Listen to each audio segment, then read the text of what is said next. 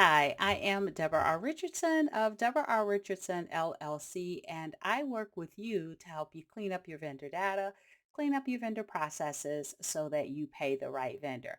Now, this vendor master file tip of the week is called The More Effects of Russia, Ukraine, right? That war you need to act on now plus two free resources so you can do that. So let's jump right into it.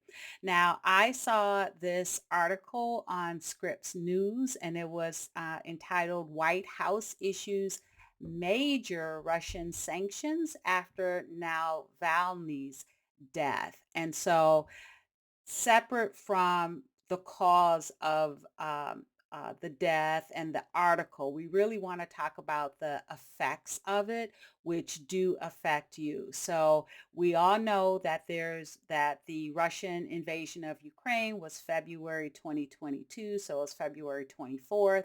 The Treasury Department, though, has issued 500 new sanctions.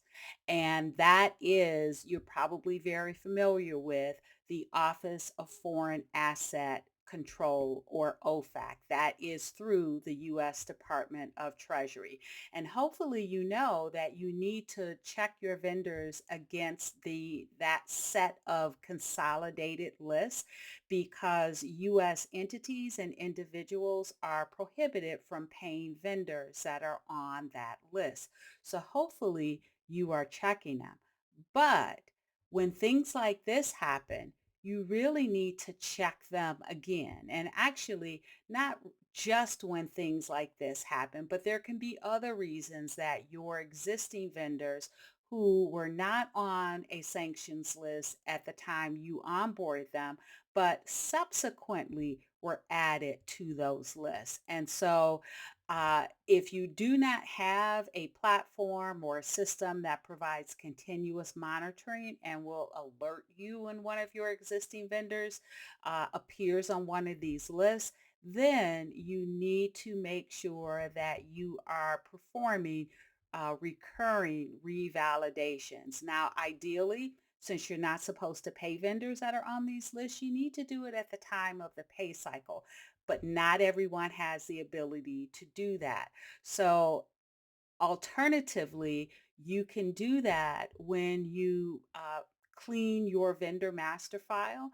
I do recommend you do it on a monthly basis, and this is why, because you need to make sure that you are not paying vendors on that list, and monthly at a recurring basis is not as bad as what you're probably doing now, which is either quarterly, semi-annually, and many of you may just be checking it on an annual basis. I talk to a lot of accounts payable and vendor teams, and if they're rechecking it all, it's usually on an annual basis, but you really need to increase that recurring revalidation.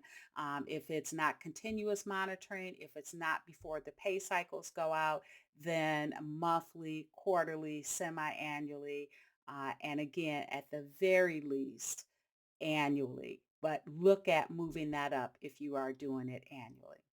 Now, I do have a free training session. I talked about cleaning the vendor master file, and so I have a free training session. Link will be in the description on 8 steps to clean your vendor master file. One of those steps is to revalidate your active vendors against the applicable sanctions list. And OFAC, if you are a U.S. entity or individual, is always a sanctions list you need to check your vendors against. And then I have a recording, on-demand recording of a recent webinar that I did in February of 2024. So as of the taping of this, it was the prior month.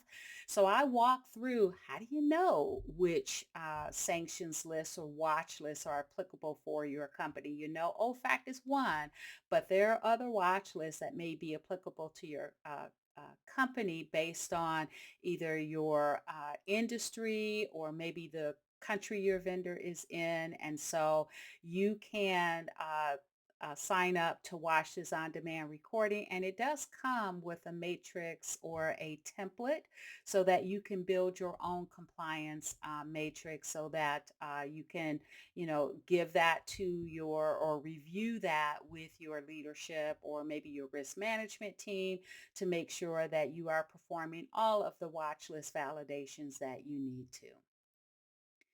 All right. So again, link to that will be in the description.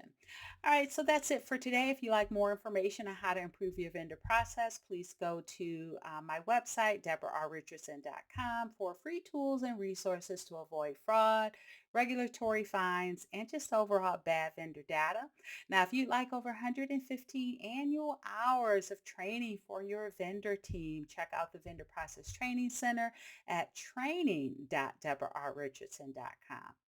So good luck and be sure to subscribe and hit the notification bell to be notified next Tuesday for the next Vendor Master File tip of the week.